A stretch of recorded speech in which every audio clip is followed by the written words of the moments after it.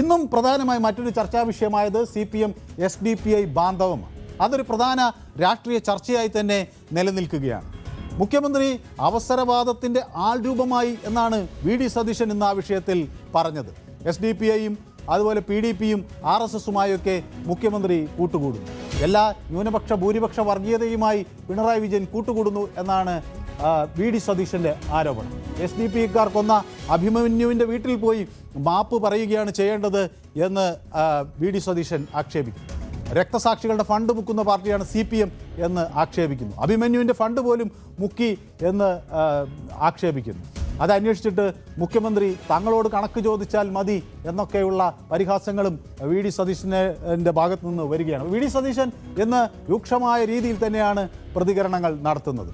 SDPI പിന്തുണ ആവശ്യപ്പെട്ടിട്ടില്ല എന്നായിരുന്നു പക്ഷേ മുഖ്യമന്ത്രിയുടെ മറുപടി. തികച്ചും വസ്തുതാവിരുദ്ധമായ ഒരു കാര്യമാണ് SDPIയുടെ പിന്തുണ ആവശ്യപ്പെട്ടത് എന്ന വാർത്ത എന്ന് അദ്ദേഹം പറയുന്നു. LDFന് പുറത്തുള്ള കക്ഷിയുടെ പിന്തുണ തേടിയിട്ടില്ല. നേമത്ത് ശിവൻകുട്ടിയും SDPIയുടെ പിന്തുണ ആവശ്യപ്പെട്ടിട്ടില്ല. രാഷ്ട്രീയമായി യോജിപ്പില്ലാത്ത ചില ആളുകളുമായി BJPയെ പരാജയപ്പെടുത്താൻ LDFന് അല്ലെങ്കിൽ LDFന് വേണ്ടി അവർ വോട്ട് ചെയ്തിട്ടുണ്ടാകാം എന്ന് മുഖ്യമന്ത്രി പറയുന്നു.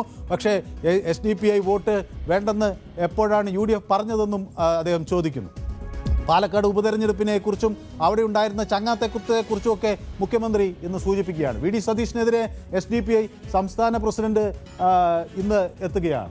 ലത്തീഫ് എന്ന് പറയുന്നത് സതീശൻ മുൻപും അവരുമായി ധാരണ ഉണ്ടാക്കിയ ശേഷം പിന്നീട് തള്ളിപ്പറഞ്ഞു എന്നാണ്. സതീശൻ്റെ താല്പര്യം ദുരൂഹമാണ് എന്ന് SDPI പറയുന്നു. UDFന് ഭൂരിപക്ഷം കുറച്ച KC വേണുഗോപാൽ മുഖ്യമന്ത്രിയാകുന്നത് തടയാനാണ് സതീശൻ്റെ നീക്കം എന്നൊരാക്ഷേപം അവർ മുന്നോട്ട് വയ്ക്കുന്നു. SDPI പിന്തുണ വേണ്ട എന്നൊക്കെ പറയുന്നത് അതിൻ്റെ ഭാഗമായാണ് എന്നാണ് SDPIയുടെ ഒരു ആക്ഷേപം. SDPI ഒരു മുന്നണിക്കും വോട്ട് ചെയ്യണം എന്ന് പറഞ്ഞിട്ടില്ല എന്ന് ലത്തീഫ് പറയുന്നു. SDPI പിന്തുണ തള്ളാതെ CPM നിലപാടിനെ രൂക്ഷമായി വിമർശിക്കുകയാണെന്ന് മുസ്ലിം ലീഗ് നേതാവ് KM ഷാജി ചെയ്തത്. SDPIക്ക് വേണ്ടി സംസാരിക്കാൻ കേരളത്തിലുള്ള ഏറ്റവും നല്ല CJPക്കാരൻ മുഖ്യമന്ത്രിയാണെന്ന് അദ്ദേഹം ആക്ഷേപിക്കുന്നു. SDPI നേതാക്കൾക്കെതിരെയുള്ള കള്ളക്കേസുകൾ BJP പിൻവലിക്കാൻ കേരളത്തിലെ SDPIയുടെ പിൻബലം CPM വിലയ്ക്ക് വാങ്ങിയോ ാണ് എന്ന് അദ്ദേഹം ആക്ഷേപിക്കുന്നു. ഇത് ഡീലാണ് എന്നൊക്കെ KM ഷാജി വിളിച്ചു പറയുകയും ചെയ്യുന്നു. ഏതായാലും അത്തരം SDPIയുമായി ബന്ധപ്പെട്ട നിരവധി ഇടിവെട്ട് പ്രതികരണങ്ങൾ ഇന്നുണ്ടായി. നമുക്ക് ആ പ്രതികരണങ്ങളേക്ക് ഒന്ന് ഓടിച്ച് നോക്കാം.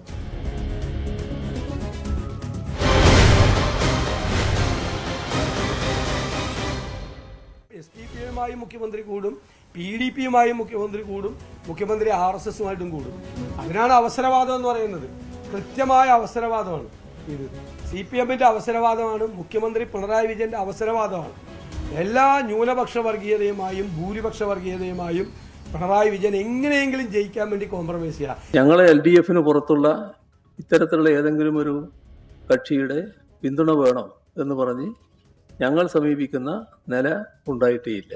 ഞങ്ങൾ ശക്തമായി നേരിടുന്നു വന്നപ്പോൾ സാധാരണഗതിയിൽ രാഷ്ട്രീയമായി ഞങ്ങളോട് യോജിപ്പില്ലാത്ത, ഞങ്ങളുമായി സഹകരിക്കാത്ത ചില ആളുകൾ BJPയെ പരാജയപ്പെടുത്താൻ ഞങ്ങൾക്ക് വോട്ട് ചെയ്തിട്ടുണ്ടാവും. അതാണ് നാം കാണേണ്ട കാര്യം.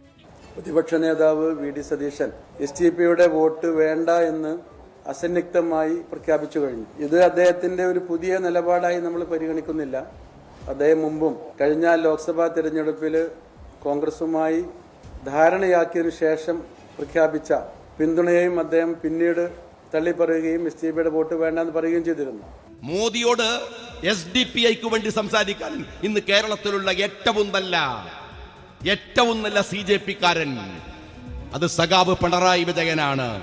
ഇത് ഡീലാണ്. SDPI നേതാക്കന്മാർക്കെതിരെയുള്ള കള്ളക്കേസുകളെ BJP പിൻവലിക്കാൻ കേരളത്തിലെ SDPIയുടെ പിൻബലം CPM വിലക്കു വാങ്ങിയതാണ്. തീക്കൊള്ളി കൊണ്ടാണ് സഖാവ് പിണറായി വിജയ ഈ കളിക്കുന്നത്. ഇത് വർഗീയതയാണ്. അതാണ് വളരെ രൂക്ഷമായ രീതിയിൽ തന്നെയാണ് KM ഷാജി മുഖ്യമന്ത്രിക്കെതിരെയുള്ള ആക്ഷേപം ഉന്നയിക്കുന്നത്. ഏതായാലും SDPI ആർക്ക് പിന്തുണ നൽകുമെന്നത് ഒരു സുപ്രധാന വിഷയമാണ് എന്ന ഒരു കണക്കുകൂട്ടൽ തന്നെയാണ് ഇരു രാഷ്ട്രീയ മുന്നണികൾക്കും ഉള്ളത് എന്ന കാര്യത്തിൽ തർക്കമില്ല. സംസ്ഥാനത്ത് 102 തദ്ദേശ വാർഡുകളിൽ SDPI ജയിച്ചിട്ടുണ്ട്. 170 വാർഡുകളിൽ അവർ 2ാം സ്ഥാനത്താണ്. അപ്പോൾ കടുത്ത മത്സരം നിലനിൽക്കുന്ന മണ്ഡലങ്ങളിൽ ഇത്തരം വോട്ടുകൾ ഒരു വിജയഘടകമായി മാറിയേക്കാം.